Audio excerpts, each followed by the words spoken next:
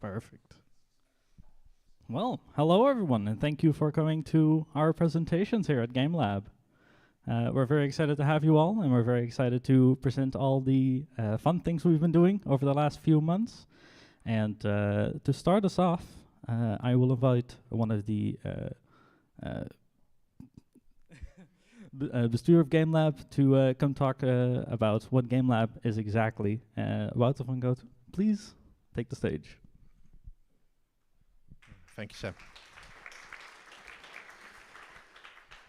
Well, it's great to see so many people over here. Small recap for everyone who isn't familiar with Gamelab.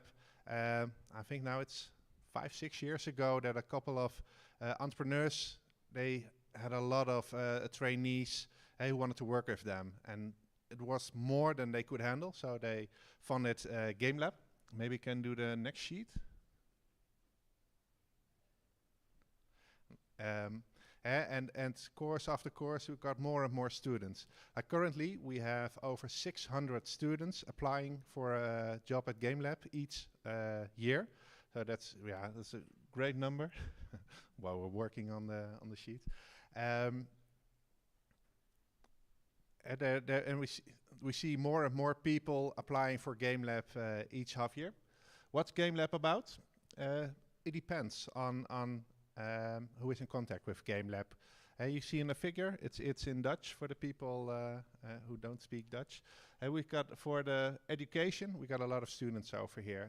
There are talents, all the talents sitting over here, making the great games we're going to present to you. We also have the research part, because we have a collaboration with a lot of the universities, the HBOs, the MBOs. What's possible with serious gaming? What's possible with the technology and the creative minds, and how can we make it work? Also the entrepreneurs. One side, they are working together with us, scouting for the talents, giving their advice also to Gamelab. But at the same time, a lot of entrepreneurs, they have an idea in their head, and it's about a serious game. And can we make this serious game happen? How can we make it a reality? Is that possible to make a proof of concept, to make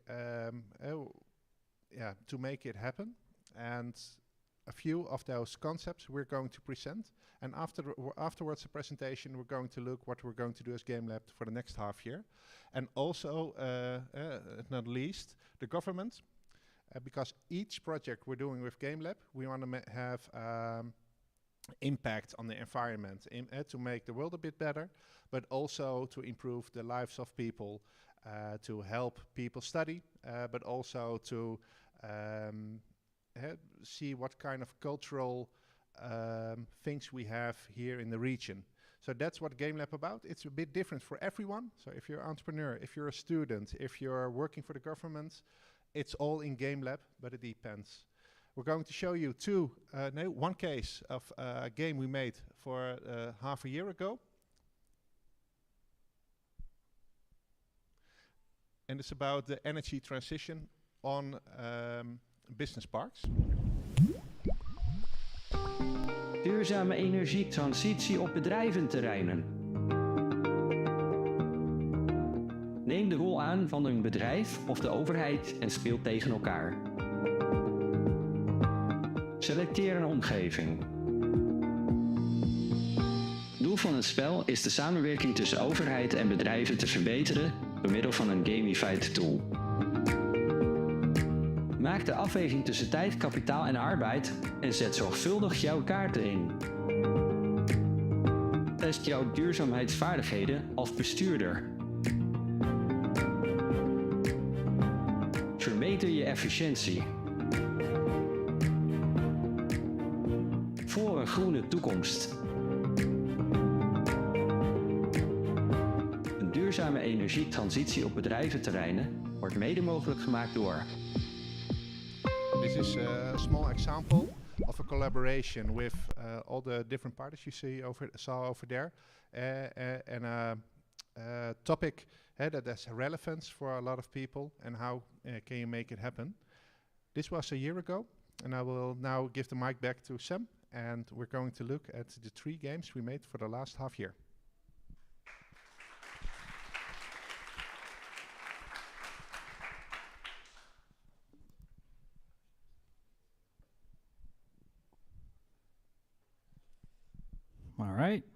Thank you, Wouter.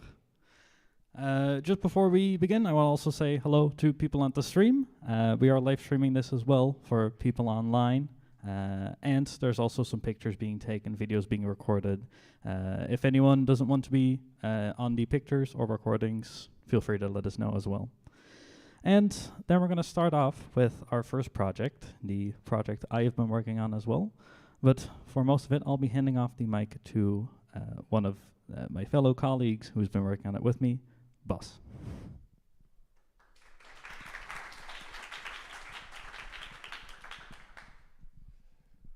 Yeah, so welcome everybody, and I'm going to be talking about the project that we did for the last 6 months, which is called Enschede Explorer. If we can, there you go. So first, I'm going to do a little introduction, get to know the team, and get to know the project a little bit better. So yeah, we are a team of 3 developers and 1 designer, and the first one, you've already seen him, Sam. Sam is a web developer and he has experience with databases, which comes in really useful, and I'll talk about a bit more about that later. Then we have myself. I'm a Unity developer. I make sure the whole project is one complete product and is delivered to the client. Then we have Robin. Robin is also a Unity developer and he works mostly on the user interface of this project. And lastly, we have a lead designer, Radesh, who makes sure the client's vision is incorporated into our product. Then, a bit more about the project itself. So, our client is Guido Bruinsma. He is an assistant professor at the UT, and he is also a board member from Gamelab. He had a problem that he wanted to solve. There were a lot of students and tourists that did not know how to get their way around Enschede, where the best places are. So we were tasked with taking up an existing project and expanding upon it. So Enschede Explorer is a geolocation-based game, which means you use your phone and the GPS on your phone to walk around Enschede, and you can interact with certain points of interest. And yeah, essentially that. We are the 3rd team that has been working on this project. As you can see here, the first iteration and the second iteration. We were tasked with making this game functional, and to do that, we started the whole project from scratch, only using the art assets that we got from the previous teams. Then a bit about our progress, what we did here in our 6 months. So we started with using those art assets and the general concept that the other teams have left us with to rebuild a project that would look a bit like this. After this, we went and added more features and used that to create a more finished product, which ended up looking more like this, reusing all the assets, but still making something really cool. Then after that, we got the opportunity to test at the design lab at the University of Twente. We got a lot of crucial feedback there and were able to show students there how our game worked and if this game was helpful to them. Then lastly, the last couple of weeks we've been spending on making another version, and all of the assets were made by our programmer Robin. He has made sure that we have a nice and good foundation to build upon, and other future teams maybe. So this is what it looks like. All of the colors that you see here are able to be changed. So if you want to take this to Hengelo or Apeldoorn, you could use different colors to represent all of the buttons and the information. Then onto the showcase of our project. So yeah, as you can see here, this is what we call a point of interest. These are scattered throughout the map inside of the game. There's a nice description and a nice title and some more information and even collecting rewards or what else. But these points of interest are all the way across Enschede and you can't see them all. So if you don't know where to go, you can select a route. A route will take you past a couple points of interest and will show you a bit more about Enschede where you might have not gone. Then, using those rewards, you can spend them on making a character, making a nice character. You have all different kinds of clothes that you can buy in the shop and equip them. Then lastly, if you are a really competitive player, then you can also try owning a point of interest. The point of interest can be taken over by other people and you can fight over it to be the owner and be the best in here. And then all of this combined is into a showcase trailer that looks like this.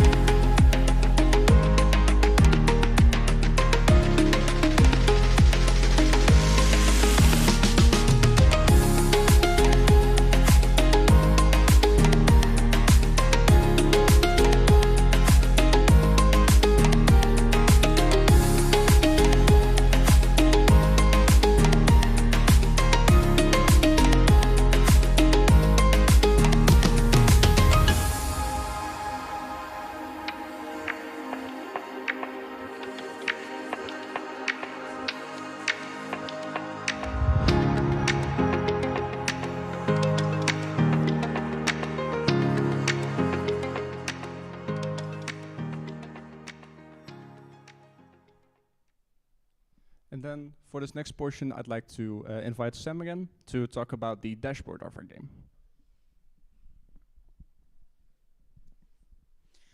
Yeah, I'm going to be telling you a bit about the database dashboard that we have. Pretty complicated term, so I'm going to try and keep it as simple as possible.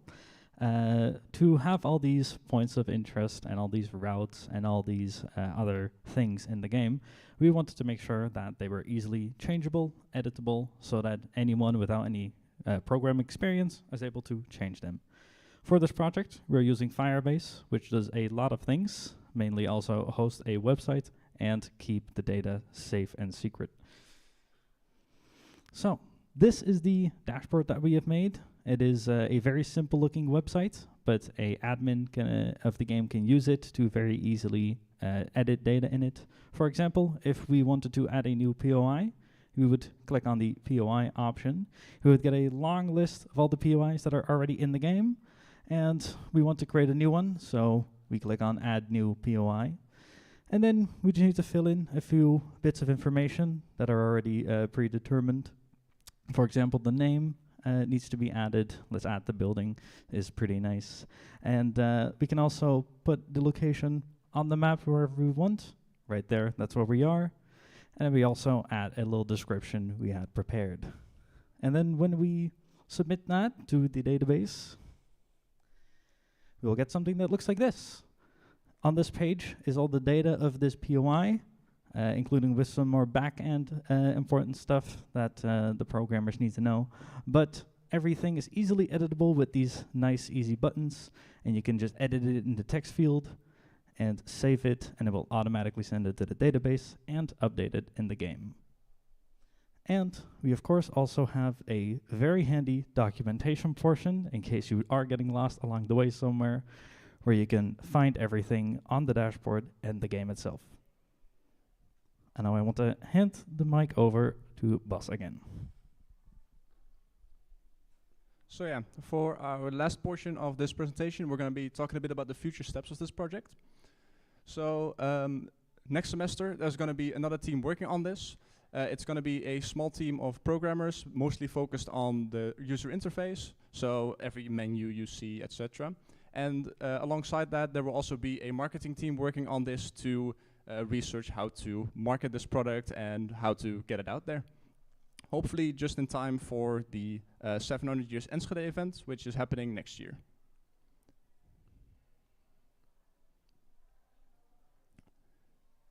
And that is our presentation. Thank you for listening, and are there any questions?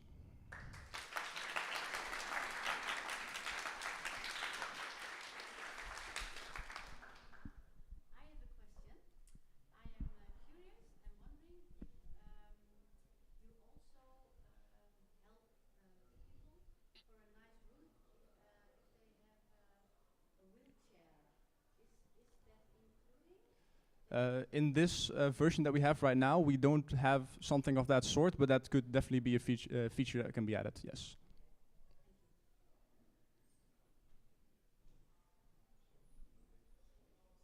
All right.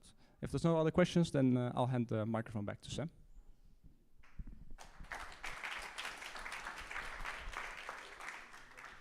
All right, that was the first presentation of today, and I want to give a special thanks to Guido as well, who is the client for this project, and he came up with this idea, and we've had a very good time working with him.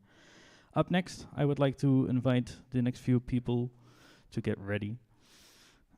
Next, you'll be hearing about another game we've been making to help plumbing students, but I think the teams that have been working on it can tell you a lot more about it. Yes, thank you. Hello, everyone. So, I'm Azra, and I'm part of team Snow Signal, and this is our final presentation. Welcome. I'm going to be presenting with Theodora and Colin today. So first, we're going to start with the table of contents. Meet the team, meet the client, the task, the process, and the product. First, we're going to meet the team. The team consists of 3 developers, 2 designers, and 1 artist. One of our designers has also kind of helped with the developing process, so that's nice. Now we're going to talk about our client. So our client is GameString and is located in the UK. Our task, basically, we have to make a serious game for plumbing students and kind of also for construction students that teaches the theory in a fun and engaging way, because they have trouble learning the theory through reading, and they just need a better way to learn it. The target audience is basically between 15 and 19 years old. Now we're gonna go over to the process. So as you can see, a lot of prototyping happened, a lot of pictures, and I'm gonna break it down in separate slides. So first we're gonna start with the student menu. As you can see, it's in the very first version of this, and we also have a second version where there's more like dialogue and hearts. We also have mini games that we had to make, 2 mini games in total, and this is the first prototype. As you can see, there's a description there, and you basically have to match it with which sign, and this way the students will learn what sign is dangerous, what it means, so they're safe in the workplace. We also have another prototype of minigame 1. As you can see, it's just a simple true and false statement. You can kind of see this as a Kahoot, and that's a very good way of them for learning. And then lastly, another prototype. This is basically for learning protective equipment for the students. It's very important in the workplace, especially plumbing, construction, things can go wrong. Through this, they will learn what to use and in what situations. Now, we have another prototype for the second minigame, where, as you can see, a no smoking sign. Basically, you have to find who's smoking or who's not smoking, and you have to tell them if they're smoking, to tell them, hey, you're doing something dangerous, don't do that. This is another version of this minigame. It's kind of the same, just different assets. Now I'm gonna hand over my mic to the colleague, and she's gonna talk about art assets.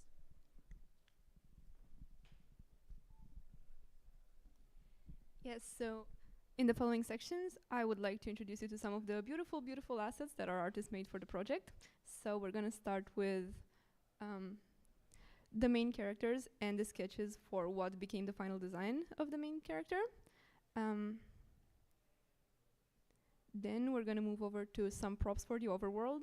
So basically, to make the world more lively, we added some building variations and also some nature elements. Here we have some set decoration primarily for the second minigame. They're just objects that you would usually find on a construction site, and we wanted to give more of a real feel to the game, so that's why we made such a variety. Here you can see all of the NPCs that you might encounter throughout our game, and of course there are various situations that they're gonna encounter, no spoilers. And finally here, there are the dialogue sprites for the characters. We thought that by adding emotions to the dialogue, we could make it a little bit more interesting for the player.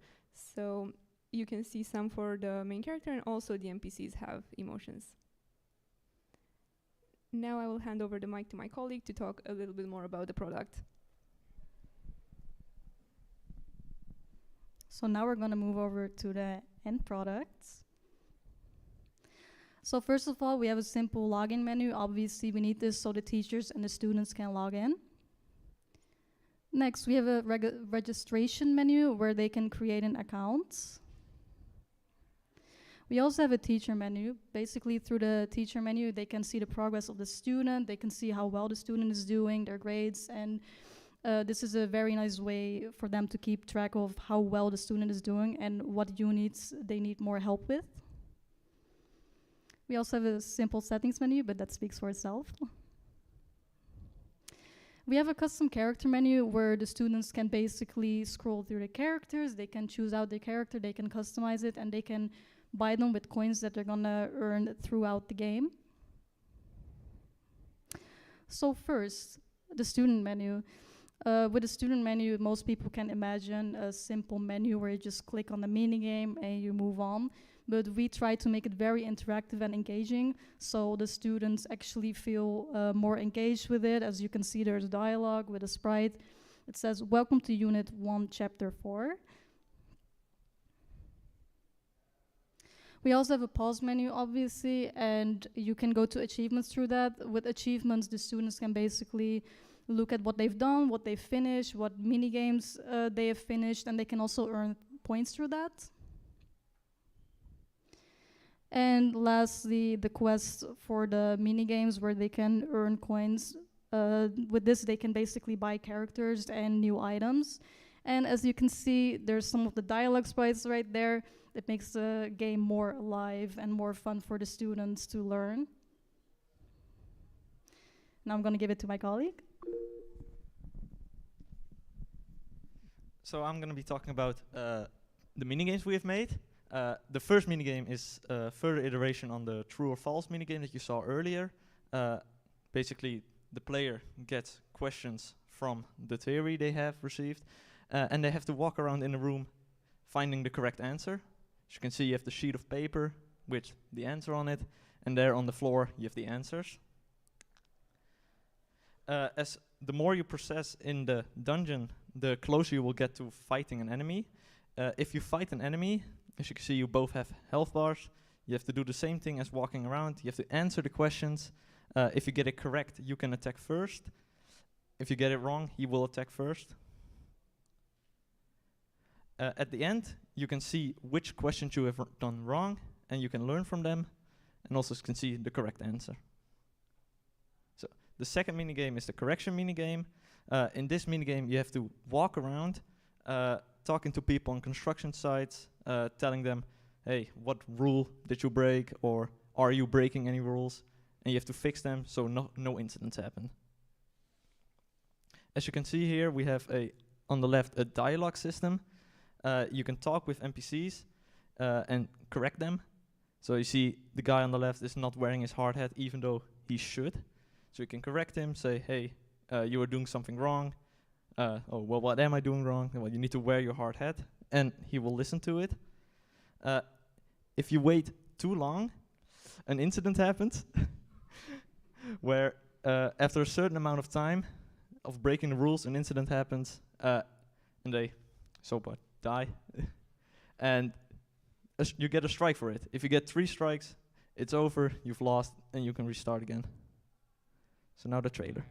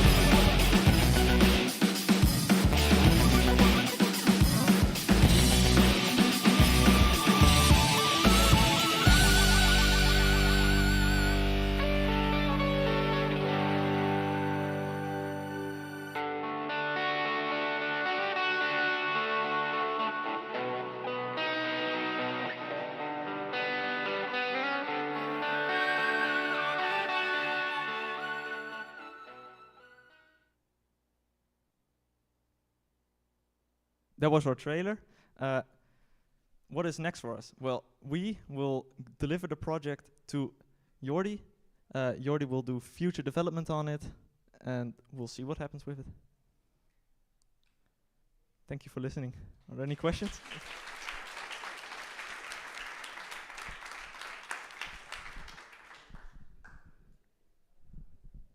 No questions? No?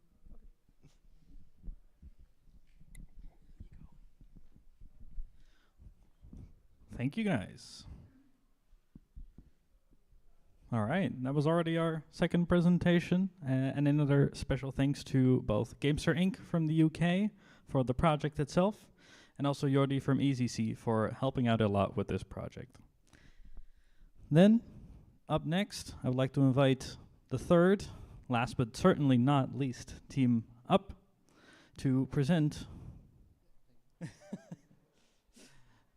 their project, which they can probably explain best themselves.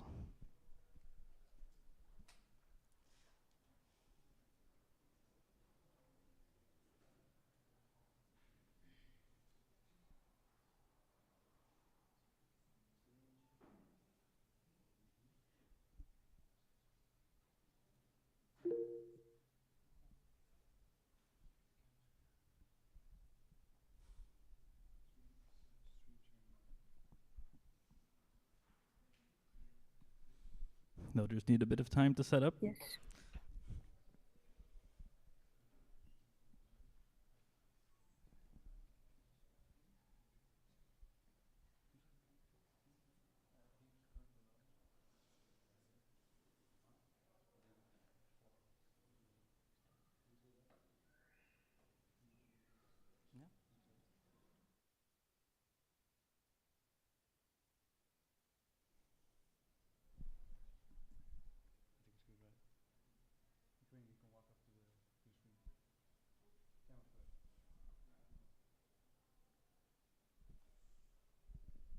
Thank you, Sam.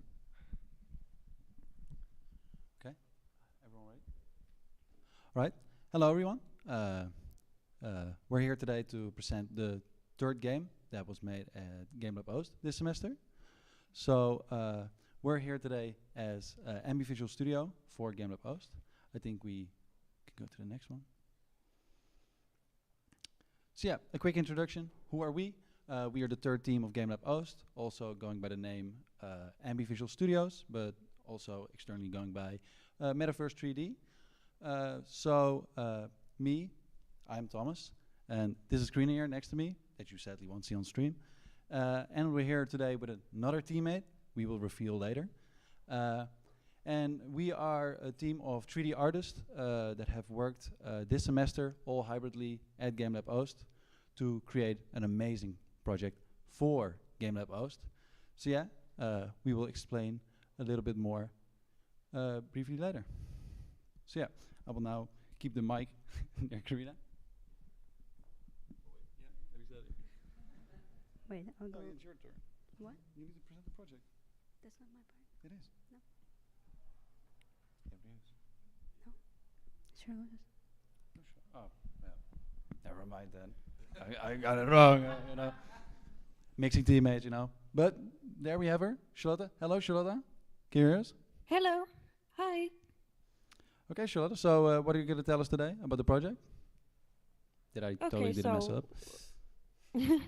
So, first of all, my name is Charlotte, and I'm here to join the presentation remotely to demonstrate one of the great features about the metaverse space. And I will be talking about our project a little bit.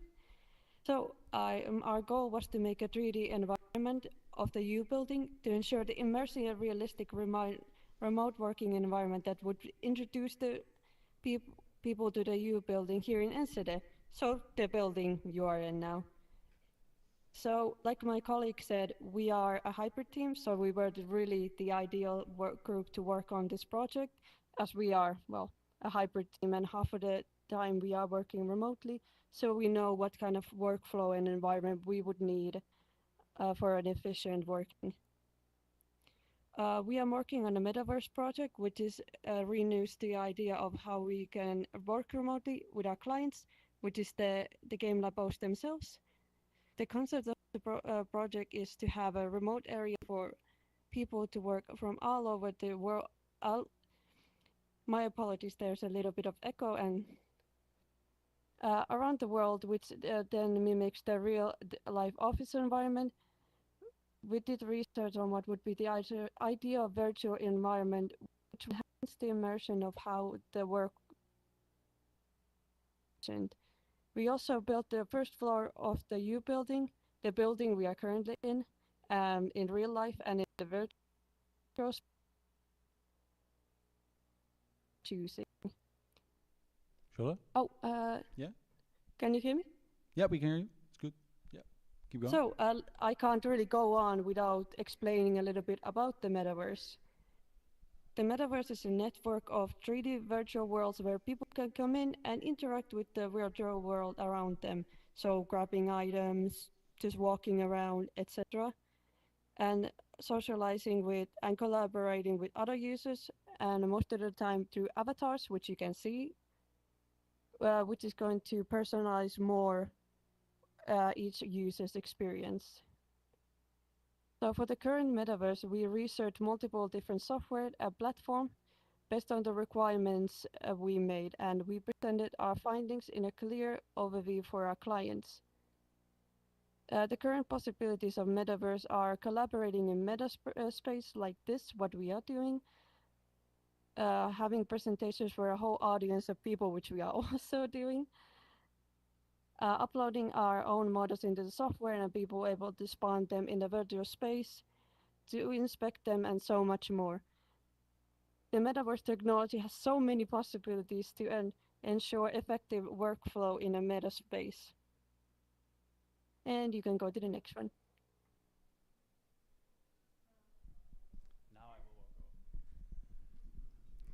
As we started working on the environment, that was our goal initially.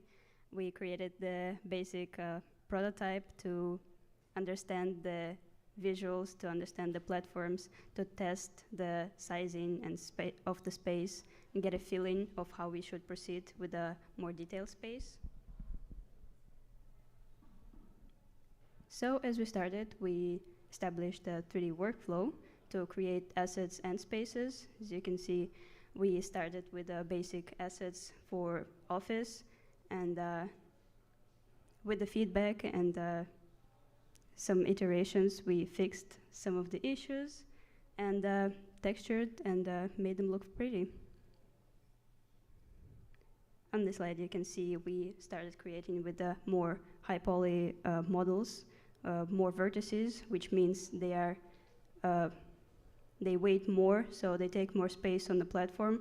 So we wanted to make it as optimized as possible. So we iterated on that and made the model less heavy for the platform, applied textures, and add the unique touch to it of the Connect You mugs that we have here. So then we started with creating the environment itself. I will actually show the whole process in the space. Okay.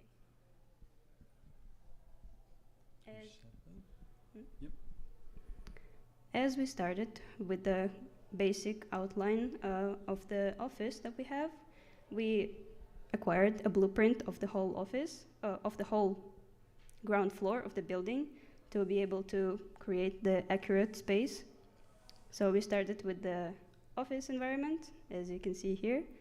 This is the full office of Gamelab, and you can have a miniature of it and then check it out more closely, or have it in the space itself, which we will show later. So we started with creating some blueprints to build it up, all without no textures, just the model itself. We added the staircase, the whole passage. Then we have here the hallway leading to the office. Then we started adding more and more. So here we have the cafeteria, where you can have nice lunches. Here we added some meeting rooms in case you need to collaborate with something and have a meeting. And, oops, sorry. And then the whole exterior here. So when we were done with the basic geometry, we started with the simple textures, simple materials, just plain colors. So you can look at it as a dollhouse, actually, in miniature, to check everything out, if everything is in place. And since we went for the realistic art style for our space, to get the most accurate feeling, we started finding the textures to fill in the whole space. And an extra step that we had to make it look even better in the platform that we used, which is Connect 2, we baked the lights in the software itself where we modeled it. So now it looks even more realistic. And you can see the whole new building here. This is basically the workflow. Now we will head to the office to actually check it out for ourselves. All right, thank you, Karina. Now I'm finally back on stream.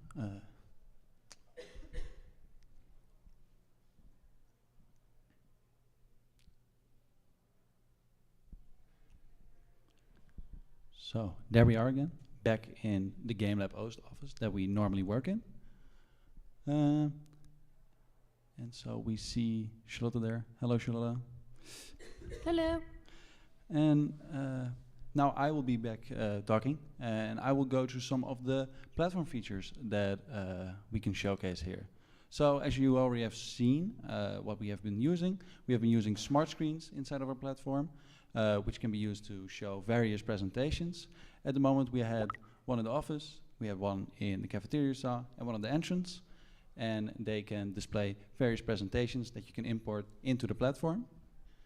Another thing you can do, which we have also shown, is importing 3D models for a 3D showcase. So for example, if you're working on a 3D project and you quickly want to have a teammate take a look at any of the 3D modeling you've been doing, you can just import the 3D model and then showcase it. So for example, in VR, you can also pick it up, you can bring it around, show everyone in the team, and they can give their feedback on the 3D model. Then also another feature is avatars, which you have already seen in the form of Charlotte here. So basically in the platform, Connect 2, you can have different avatars for different people, so you can customize yourself to look more like your real life self.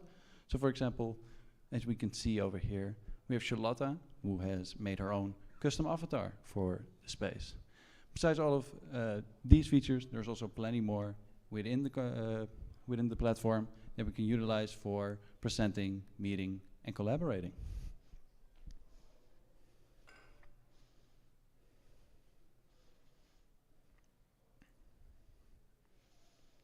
And then for perspective, so basically for any future updates that can happen to basically what we have created here.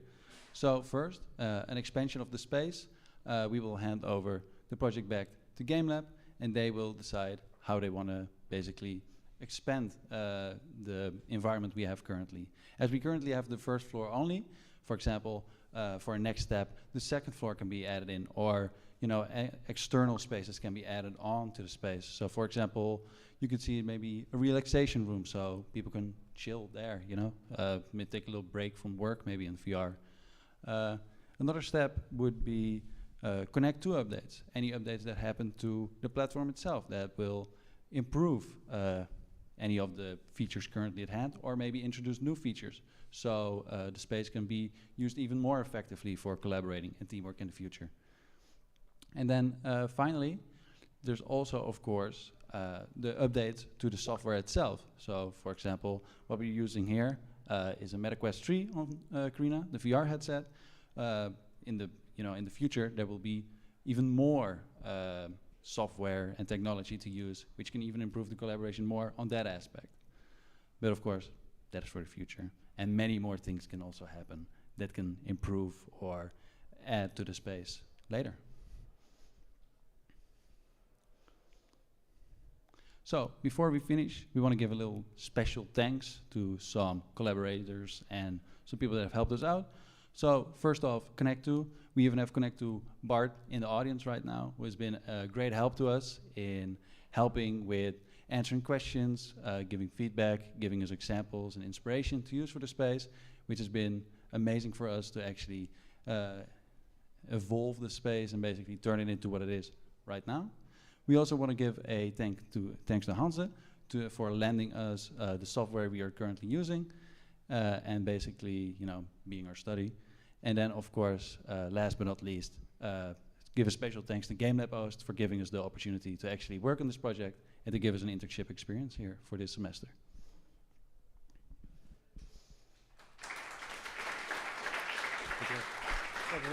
Yes. If anyone has any questions, you can ask them now. If no questions, then we will move on. Okay, sure. Yeah, thank you. And then I will give the microphone back to Sam. Thank you very much. All right. Yeah, of course, a very interesting project to look potentially into the future of just working. You already saw how easy it is to work from someone who isn't even in the room with someone who is in the room. They can present together. So, then for the rest of today, we of course have had the 3 presentations now, but Gamelab is of course not over. Gamelab is going to do a lot more things, and to tell us a bit more, I want to invite Wouter over again. Yeah, thank you, Sam. We at Gamelab, we're so proud of all the talents that we have within Gamelab. Amazing projects. If we look only at the first project about Enschede, we're starting to prepare for the Enschede 700 next year. It's like the students told already. Now we had 3 iterations. We will start with the 4th. The second, what we saw, it's for the international client, and what we hope is that he will roll it out, and he's going to start to test it in England. And if it's a big success, it will. This will be the first part of a big spin-off that will be programmed further in England. And many of you also the 3rd game. It's beautiful to see what's possible. And like I told you in the beginning, we like to collaborate with entrepreneurs here in the region. And that's why I'm really proud that Bart is also here, showing the possibilities, what's possible with Connect2. And if you want to know more about it, he will be here after presentations.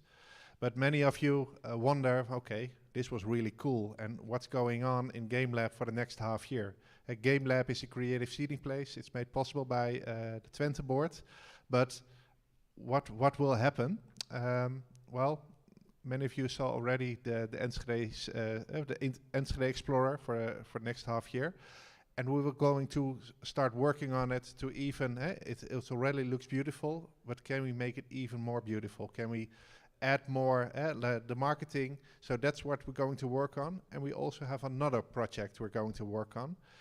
Imagine you're in a wheelchair and you have a physical disability, maybe even a mental disability, and you're physically not able to leave the place where you're living.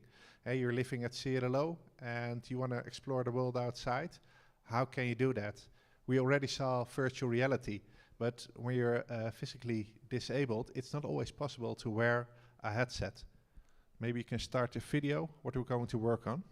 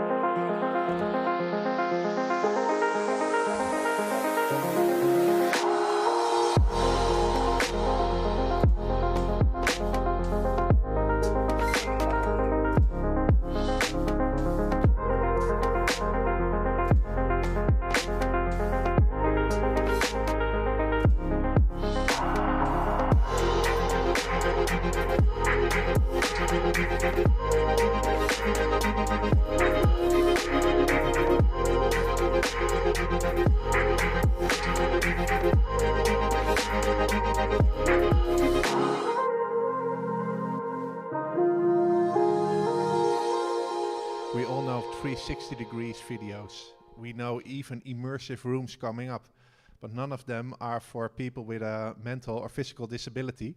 What we're going to do together with Silly Productions is to gamify one of the immersive rooms and to make it possible that you experience a journey, you can experience your own story when you're in a wheelchair.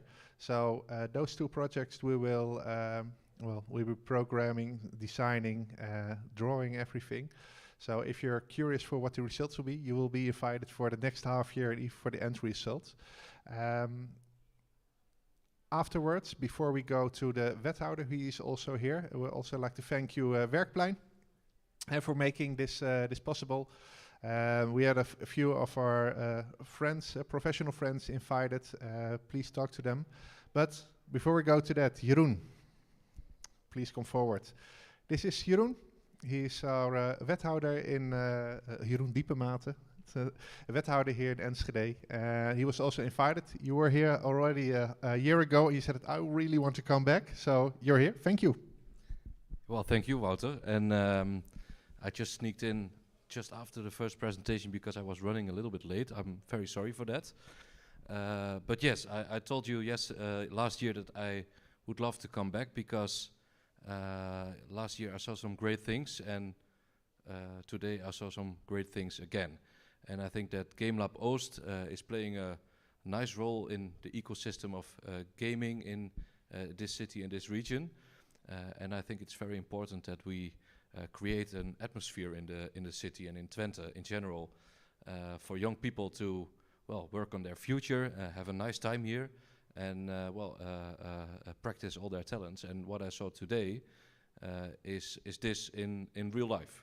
So it's really great to see that young people are working on actually yesterday's problems with tomorrow's techniques. So that's really it's awesome to see, and I hope that this gives an opportunity for all the young people and the students to be active with their creativity and to practice and learn. And for Gamelab as an institute and as a ecosystem, as a seeding place, what you told Wouter, to grow and to create even more cooperations with businesses, with us as a municipality, with all the other institutions in the region, and to put Twente in place as an important region in the country for the gaming industry. That's that's how I see it, and that's what I saw today. So it's amazing to see. That's what I wanted to tell you.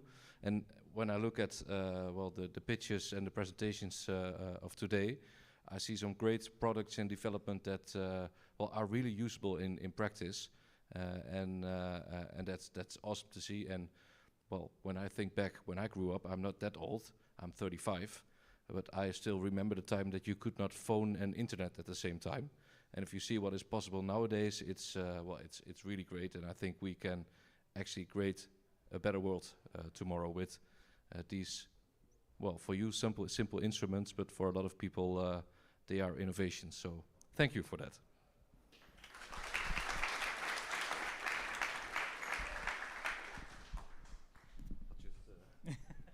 Yes, thank you very much. That was all we had for the presentations for today. For now, we would like to invite you to have a nice drink. Since it is very warm, we all want to stay hydrated, of course. And of course, if you want to try out the games and maybe ask the groups some questions, feel free to do that. Thank you very much.